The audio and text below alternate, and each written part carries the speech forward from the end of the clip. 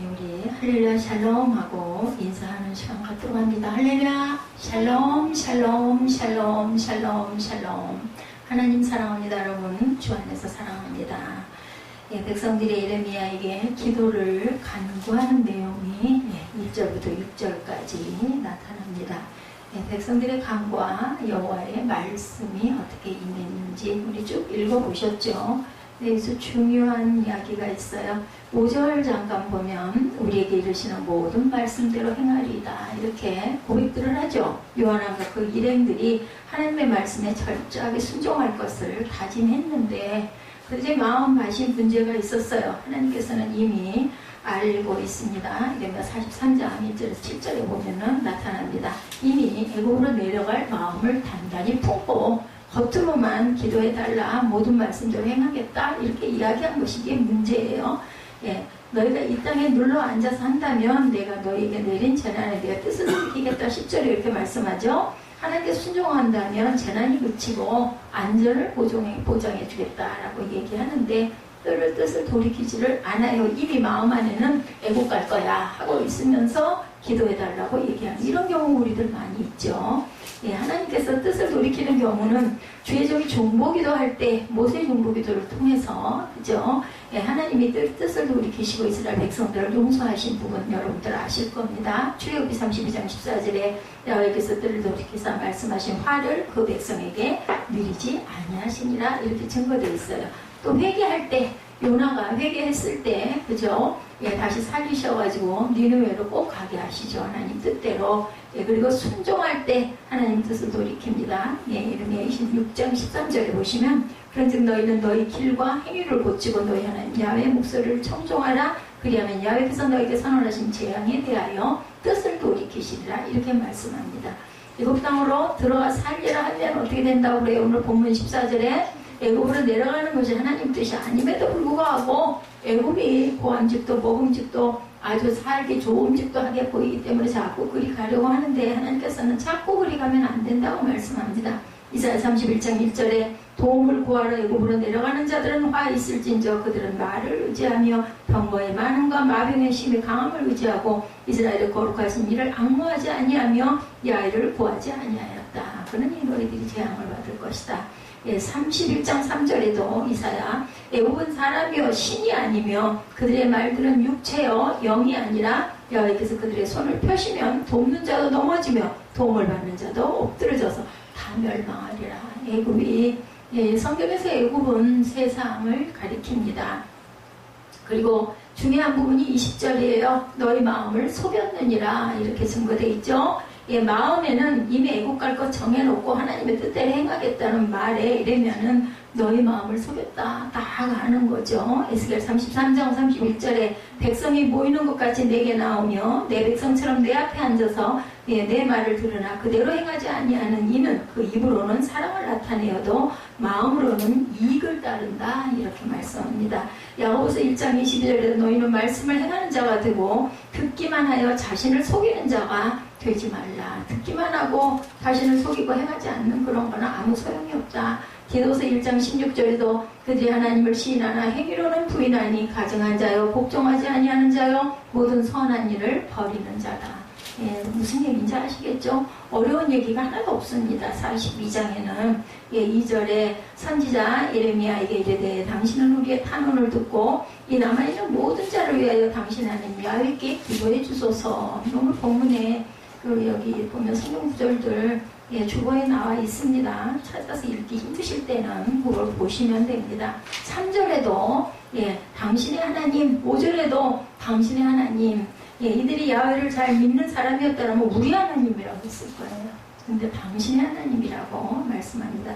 예레미야는 이들에게 대답하면서 너의 하나님이다 이렇게 얘기합니다. 4절이죠.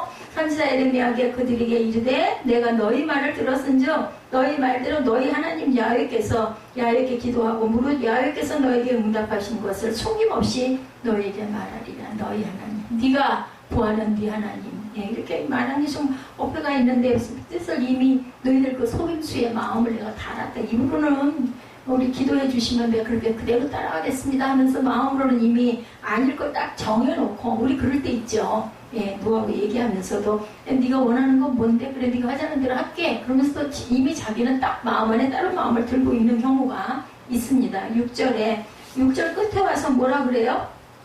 42장 6절 끝에 한번 보죠. 예, 우리가 우리 하나님 야의 목소리를 순종하면 우리에게 복이 있으리라, 이렇게 얘기합니다. 예, 우리 하나님으로 바뀝니다. 나의 하나님이 아니라 이제 우리 하나님으로 바뀌죠. 이들은 믿음이 없어요. 예, 예레미야가 하나님의 응답을 받아서 유다에 머물러 있는 것이 하나님의 뜻이라고 했는데, 이들은 고집을 부리고 결국은 애굽으로 갑니다. 애굽으로 가면 너희들 다 멸망하고 다 죽어, 그렇게 얘기를 하는데 꾸역꾸역 가요. 어떻게 이렇게 미련할까? 근데 실제 우리가 또 그렇게 하고 살지는 않는지. 5절에 하나님을 증인으로 세우고 예레미야의 말에 따르겠다, 이렇게 했어요. 그죠? 6절에는 하나님 말씀이 우리에게 좋든지 좋지 않든지 순종하겠다, 이렇게 얘기를 합니다. 해놓고 자기들에게 좋게 들리지 않으니까 고집대로 해버리는 거. 뭐 기도할 필요 없죠. 뭐하러 예배를 드리고 뭐하러 기도해달라고 하냐는 거죠. 믿음이 없음에도 어찌할 바를 모를 지경에 이르렀을 때 하나님의 사람을 찾아와 기도를 요청하고 어떻게 해야 좋을까요? 마치 모으듯이 점치듯이 그런 사람들이 있어요. 그리고 또 우리는 그냥 입에 달렸어요. 기도해 주세요. 뭐 기도하는데 돈 들어요? 기도해달라고 부탁하는데 돈 들 거 없으니까 얘기하면 또 듣는 사람, 전 참 거기에 거부감이 많았습니다. 기도하겠습니다. 아니면 기도해 주세요. 아, 기도하겠습니다.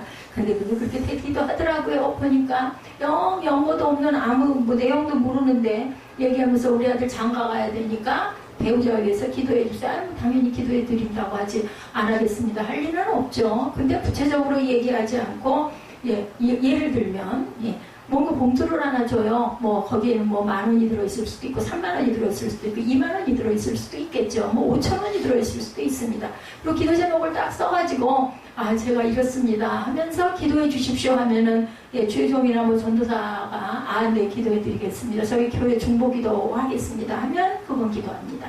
근데 그냥 얘기 중에 우리 아들이 이래서 이런 기도 좀 해주세요 하면 기도하겠습니다 하는데 하려고 해요. 저도. 근데 잊어버립니다. 이 중요한 겁니다. 봉투에 기도 제목을 올리고 쓰고 뭐 얼마가 됐든 헌물을 올리면 그거는 양심상 절대로 기도 안 하고 오래 하지는 않습니다. 그렇지만 그 헌금 봉투가 올라와 있는 이상은 기도하게 되죠.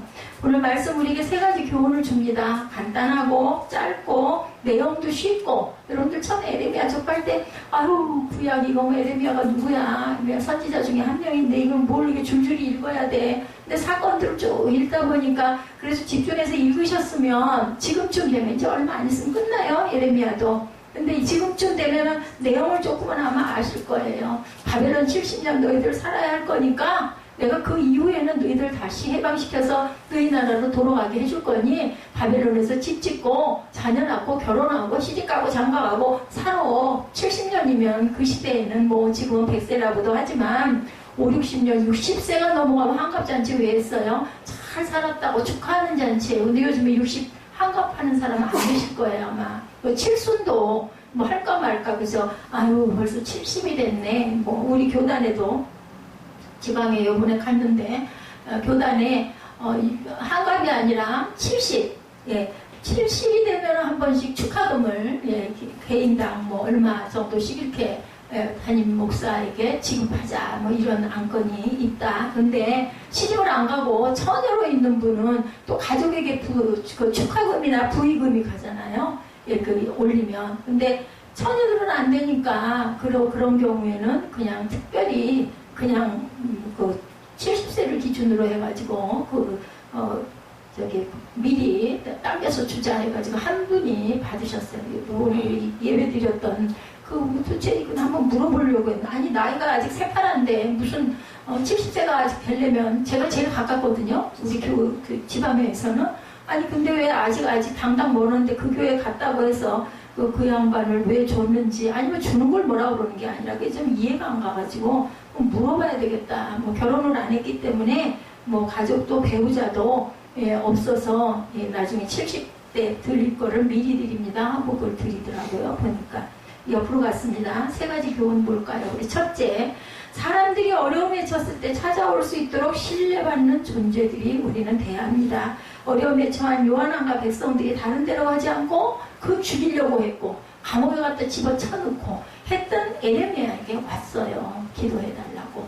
네, 그 뜻대로 하겠습니다. 왜 그럴까요? 밉지만 아주 그렇게 죽음을 불사하면서 계속 똑같은 말만 외치니까 이렇게 하면은 너희들 죽어, 이렇게 하면은 우리는 희망이 없어, 기도해야 돼, 따라야 돼, 바벨론에서 잘 있어야 돼, 견디고 70년을 살아야 돼, 뭐 죽인다 그래도 감옥에다 가둬도 지하에다 갖다 쳐넣어도, 그러니까 다른 건 몰라도 저 사람은 거짓말을 안 하는 자다라는 걸 안 거죠. 백성들이. 요한도 마찬가지고 평소에 에레미야가 하는 것을 보고 믿겠다, 믿을만 하기는 한데 정말 싫은 거죠. 그러니까 그 뜻을 따르지는 않지만 거짓말은 안 할 거야, 해답이 나올 거야 하고 우려를 합니다. 에레미야는 왕과 사람들에게 엄청 미움을 받고 박해를 받았죠. 그래서 뭐라고요? 에레미야가 선지자인데 눈물의 에레미야, 눈물의 선지자라고 알려져 있습니다. 그래서 에레미야 애가도 있잖아요. 울면서 지어서 부른 그런 그 노래 같은 그러한 내용이 에레미야 애가가 짧게 기록되어 있습니다. 굉장히 외로운 사람, 에레미야는. 그러니까 바른 말하다 보면요, 사람들한테 왕따 당하기 십상이에요. 고집을 바락바락 부리고 바른 말만 어디 가서든지 하면은 그건 밉잖아요. 때로는 좀 가만히 있든지 아니면 그냥 좀 빠지든지 그랬으면 좋겠을 때 꼭 그런 사람이 있죠. 근데 그 사람은 거짓말을 적어도 안 하는 사람이야. 정직한 사람이야. 이런 마음은 든다는 거죠. 2절에 당신은 우리의 탄호를 듣고 남아있는 모든 자를 위하여 당신의 하나님 야훼께서 기도해 주소서, 이렇게 기도를 해달라고 부탁을 합니다. 당신이 보는 바와 같이 우리는 많은 사람 중에 남은 적은 무리이니, 적은 무리다, 우리는 조금 이제는 정말 소수의 무리만 남았다, 간곡한 마음으로 기도해달라고 부탁을 하는 내용입니다. 오늘날 교회가 이런 신뢰를 받아야 됩니다. 교회 가서 담임 목사님한테 이 문제가 이렇게 있으니까 내용을 말씀드리고 기도해달라고 해야 되겠네. 아니면 뭐 작정 헌금이라도 하고 매일매일 새벽마다 내가 나가서 기도해야 되겠네. 이런 분들. 그러면 함께 기도하는 거죠. 오늘날 성도들이 주변으로부터 이런 신뢰를 받아야 돼요. 교회뿐만이 아니라. 나라가 독재로 답답할 때 천주교를 많이 찾아갔다고 그래요. 그 전에, 수십 년 전에.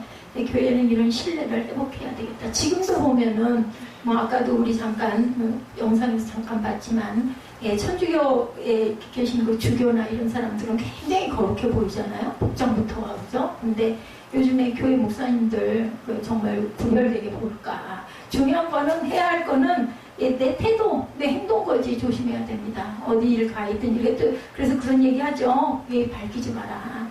죄종이라고 밝혔다가 그래서 교회 이름 쓰지 마라, 뭐에다 자동차에다가 그랬다가 혹시 신호위반이나 하게 되거나 누구랑 시비가 붙었다가는 하나님 욕먹이는 거고 교회에 드러나가지고 교회에 안 하면 되죠. 근데 우리는 알 수가 없죠. 어느 순간 어떨지 모르니까. 그래, 어떤 면으로는 그것도 은혜다, 이럴 수가 있습니다. 근데 저는 제가 목사인 거를 자랑할 것도 없지만 자랑할 부분이겠어요. 부끄럽죠. 그렇지만 감추고 싶지는 않습니다. 일부러 얘기하지는 않지만. 그렇죠? 둘째, 우리는 어려움에 처한 사람들을 위해서 정말 당연히 기도해줘야 된다. 4절 앞부분에 보면 선지자 에레미야가 그들에게 이르되 내가 너희 말을 들었은즉 너희 말대로 너희 하나님 야훼께 기도한다, 이렇게 얘기하죠. 어렵게는 에레미야도 마찬가지입니다. 그렇다고 해서 함께 우왕좌왕하지는 않습니다. 왜냐하면 이 에레미야에게는 하나님의 영이 분명히 임했기 때문에 죽인다고 그래도 목숨 내놓고 나면 무서울 건 하나도 없어요. 어차피 한 번 죽는 거. 나는, 왜냐면은, 잘못 실언을 해가지고, 허언을 해가지고, 지옥불에 떨어지는 것보다는, 바른 말 하고 나 그냥 죽을 거야. 깨끗하잖아요. 간단하고. 내 코가 석자다, 이런 얘기 할 필요가 없고, 타협할 필요가 없습니다. 그렇더라도, 어떠할지라도, 정도는 기도해줘야 됩니다. 평소에는 자신을 비난하고 박해하다 어려울 때 찾아오는 것을 괘씸하게 여겨지지만 왜 하나님께서 우리를 사해 주셨기 때문에 은혜를 받은 자들은 원수를 맺으면 안 되고 그들을 위해서 기도할 줄 알아야 된다는 겁니다. 어떤 하나님의 뜻을 물어볼 때 자기들의 마음에 맞는 답을 요구하고 있다는 걸 알지만 그대로 끌려가서는 절대로 안 된다. 상담 요청하는 사람들 보면요, 딱 답을 내려놓고 그러고는 상담을 합니다. 자기 뜻대로 자꾸 끌고 가죠. 자기 얘기만 열심히 합니다. 그렇기 때문에 무슨 얘기예요? 양쪽 얘기 다 들어봐야 된다는 얘기를 합니다. 그래서 그랬대잖아요. 어떤 목사님이 이 집사가 와서 얘기하니까 어휴 당신 둘이 싸웠어. 김 집사하고 이 집사하고. 어휴 그랬겠네요. 그리고 또 이 김 집사가 와가지고 또 아니 그게 아니라 내가 이래서 이렇게 억울하다. 아이고 집사님이 얼마나 억울하셨어요. 그랬겠네요. 뭐라 그래요? 이 집사도 그게 옳소. 김 집사도 옳소.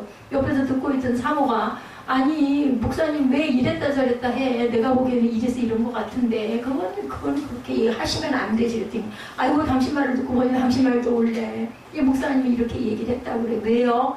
사랑으로 당신 입장은 그렇고 그 사람 입장은 그렇고 또 제3자가 보는 입장은 또 그러니 다 맞으니 우리는 그냥 서로 이해하고 사랑하고 관점이 달라서 그런 거다. 이렇게 어떤 목사님이에요? 저하고는 정말 다른 분이에요. 아주 화평을 주장하는 목사님입니다. 그냥 이래도 좋고 저래도 옳고 그죠? 이 부분에서 보면 이게 옳고 근데 에레미야는 절대로 그런 것에 휘둘리지 않았다라는 거죠. 나를 비난하고 못살게 구는 사람, 끝까지 고집 부리는 사람을 위해서도 우리는 기도해줘야 하는데 쉽지가 않습니다. 이러기가 사실은.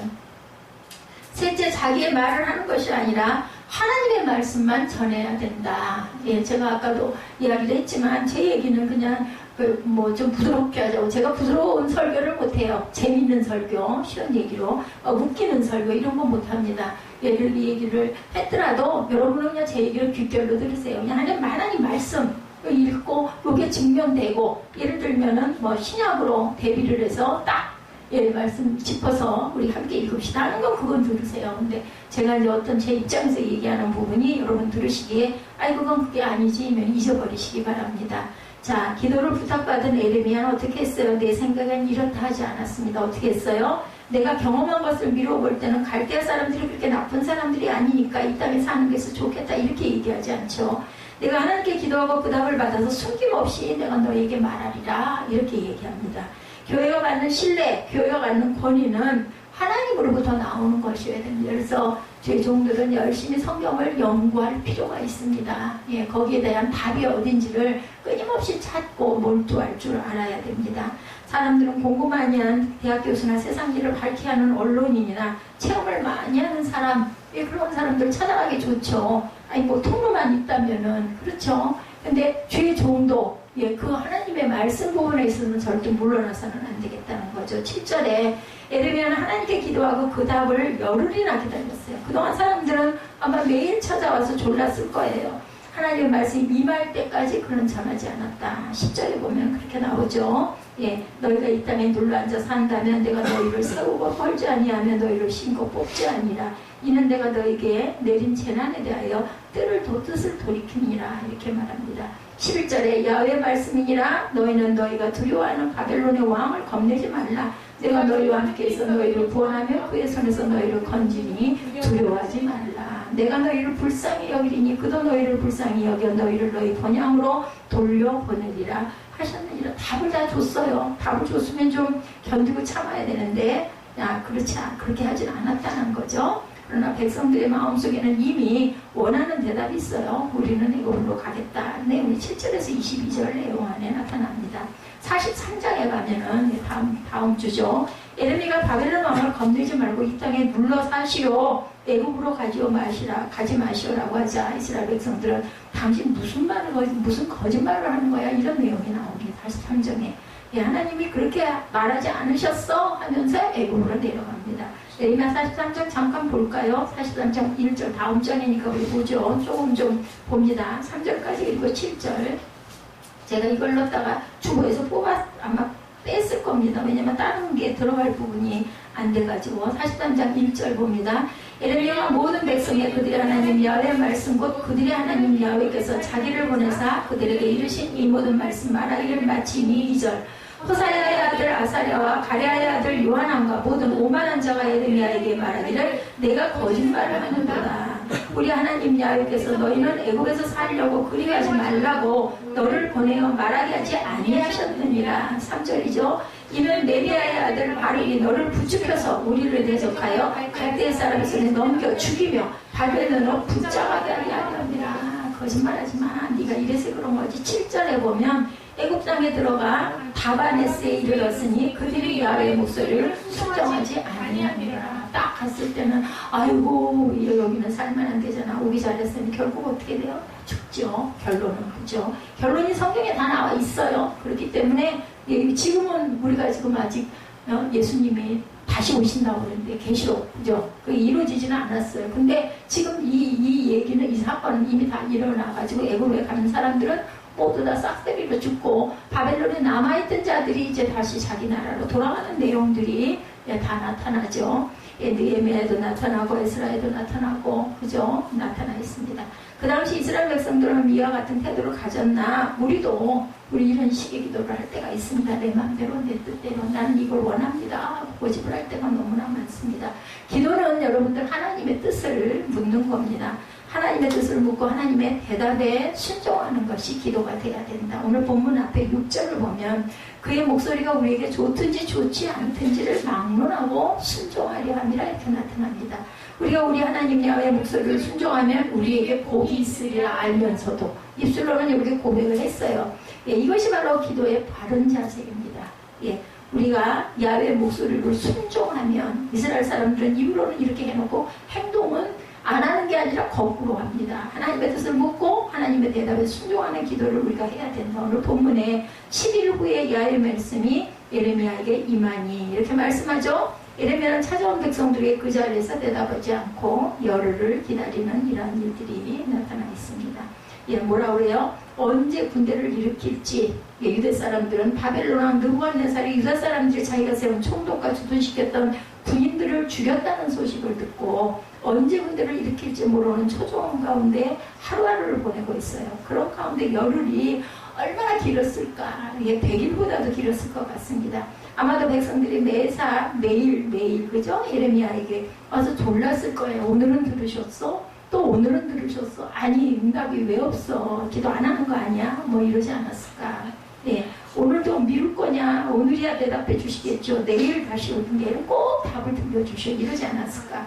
그러나 예레미야는 하나님 말씀 임하기 전에 대답을 안 합니다. 9절에 너는 유다 사람의 눈앞에서 내 손으로 큰 돌 여러 개를 가져다가 다바네스의 43장 9절입니다. 바로의 궁전 때문에 벽돌로 쌓은 축대의 진흙을 감추라. 우리 하나님의 말씀 임하기 전에는 움직이지 말아야 합니다. 서두르다 망한 사람 있죠. 사울 여러분들 아시죠? 사울왕이 서두르다 망합니다. 자, 어땠어요? 사무엘상 13장 8, 9절에 보면요. 블레셋과 싸울 때 사무엘이 제 시간에 오지 않자 뭐 했어요? 제사장이 할 일을 자기가 해가지고 그만 아주 그냥 큰 화를 당하죠. 사무엘은 이것을 크게 꾸짖고 사울의 왕권이 길지 못할 것을 선포하는 부분이 나타납니다. 보면은 13절에 사무엘상 13장 13절에 하나님의 말씀이 임할 때까지 우리는 참고 기다릴 줄 알아야 되겠다. 예레미야는 애굽으로 내려가지 말라고 말했죠. 오늘 본문에도 성경에는 애굽으로 내려가지 말라는 말씀이 여러 군데 나옵니다. 신명기 17장에 이스라엘의 왕이 해야 할 일이 기록되어 있는데 16절에 보면 그는 병마를 많이 두지 말 것이요 병마를 많이 얻으려고 백성을 애굽으로 돌아가게 하지 말 것이니 이렇게 말씀합니다. 이사야 30장에는 하나님의 뜻에 따르지 않고 애굽으로 내려간 것을 꾸짖는 말씀이 기록되어 있습니다. 이사야 31장 1절에 도움을 구하러 애굽으로 내려가는 자들은 화 있을진저. 애굽으로 가지 말라는 이야기가 여러 차례 나오는 거죠. 애굽은 어디라고요? 세상을 얘기한다. 출애굽 사건은 이스라엘 백성이 노예 생활을 하다가 정치적인 자유, 육신적인 자유를 얻은 것만 말하는 게 아니라 근본적으로 세속적인 생활을 하다가 영적인 민족이 되는 사건을 이야기하고 있는 것이라는 것. 그리고 광야에서 40년을 보낸 것은 영적인 민족이 되기 위한 훈련입니다. 우리가 예배도 훈련이라고 제가 말씀드렸죠. 잘 견디고 잘 기다리고 오래 참고 어디서 뭐 그런 얘기들 하더라고요. 가족은 무엇이라고 생각하느냐, 가족의 사랑 얘기하니까 가족의 사랑이 뭐냐고 물어보니까 어른이 질문을 하니까 어린 그 처자가 대답을 하더라고요. 노력이라고 생각합니다. 가족애가 있기 위해서는 서로 인내하고 참고 노력이 필요합니다. 그랬을 때 사랑의 공동체가 사랑의 가정이 이루어집니다. 참 옳은 얘기다라는 생각을 했습니다. 성경에 나오는 애굽으로 내려가지 말라는 말씀은 세상을 의지하지 말아라라는 뜻을 갖고 있습니다. 이스라엘 사람들은 애굽이 좋은 곳으로 생각합니다. 14절에 보면 애굽에 가면 전쟁이 없을 것이다 라고 생각을 하는 거죠. 또 너희가 말하기를 아니라 우리는 전쟁도 보지 아니하며 나팔 소리도 들리지 아니하며 양식의 공격도 당하지 아니하며 애굽 땅으로 들어가 살리라 하면 잘못되리라. 그렇게 보기에는 그런집 보암집 가면은 배부를 것 같고 걱정 없을 것 같고 하지만 그렇게 되면은 안 돼, 가지 마라, 잘못되리라 하고 얘기합니다. 예, 전쟁의 공핍도 없을 것이다. 전쟁을 알리는 나팔 소리도 들리지 않을 것이다. 세상 사람들의 삶을 부러워하는 모습이 우리 마음 안에도 있습니다. 잘 사는 사람들 보면 아이고 나도 좀 저렇게 편하게 목회하면 얼마나 좋을까. 요즘에 새로 지은 성전, 새로 입당한 성전들, 아니면 뭐 장기동의 신도시에 새로운 건물들에 들어가 있는 성전들을 제가 가서 보면은 참 우리 교회도 뭐 그렇게 어둡거나 아주 그렇게 구식스러운 성전은 아닌데도 가보면 아주 색감부터가 달라요.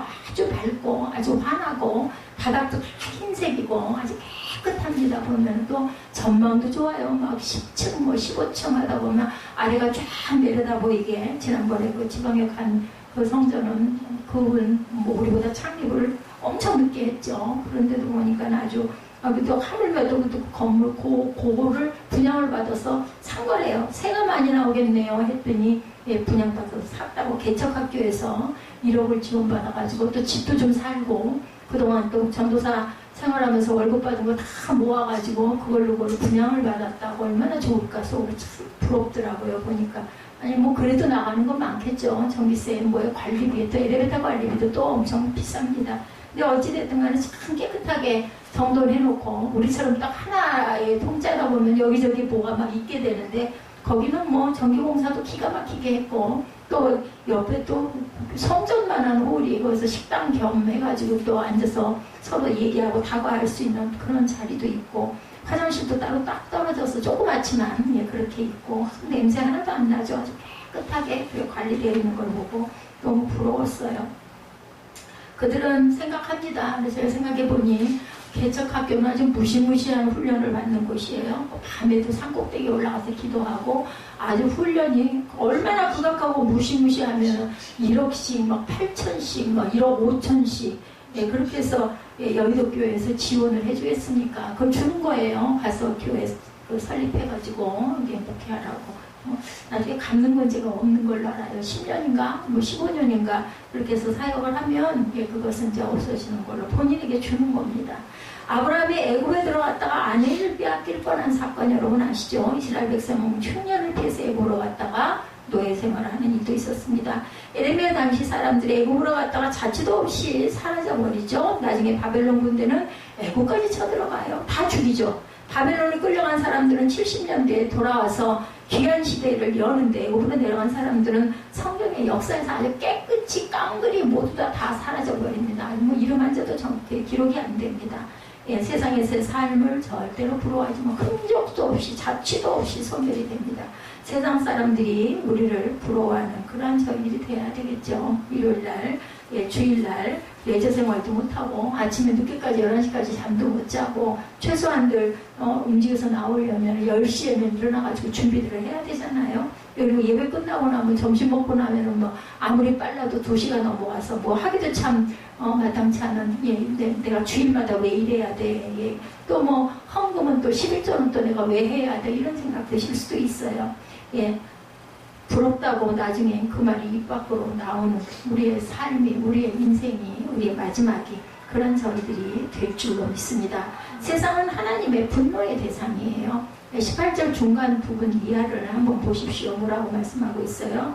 예, 하나님께서 이와 같이 말씀하시되 나의 노여움과 분을 예루살렘 주민에게 부은 것 같이 너희가 애굽에 이를 때 나의 분을 너희에게 붓겠다라고 말씀하고 있습니다. 나의 노여움과 분을 예루살렘에 부은 것 같이 너희가 애굽에 이를 때 나의 분을 너희에게 부으리니 너희가 가증함과 놀램과 저주와 치욕거리가 될 것이다 말씀합니다. 세상은 결국 이렇게 예, 망한다라는 거죠. 이스라엘 백성들은 가나안 땅에서 살아야 했던 것처럼 성도는 교회 중심의 삶을 살아야 하나님께서 건져주신다라는 것. 내 뜻을 고집하는 기도가 아니라 하나님의 뜻을 묻는 그러한 기도를 할 줄 아는 저와 여러분이 되시고 그리고 또한 순종. 내가 마음에 안 들고 마땅치 않더라도 순종하시기 바랍니다. 하나님의 대답이 임할 때까지 응답이 이루어질 때까지 뭐하고 인내하고 참고 순종하고 예배하시고 애국으로 내려가지 마시고 세상을 부러워하지 마시고 지금 당장은 내게 그것이 훨씬 유익할 것 같지만 하나님의 말씀이 그러하기 때문에 우리는 순종하고 나아가는 그런 믿음의 사람들 뿌리를 견고하게 내리는 저와 여러분 되시기를 주님의 이름으로 축복합니다.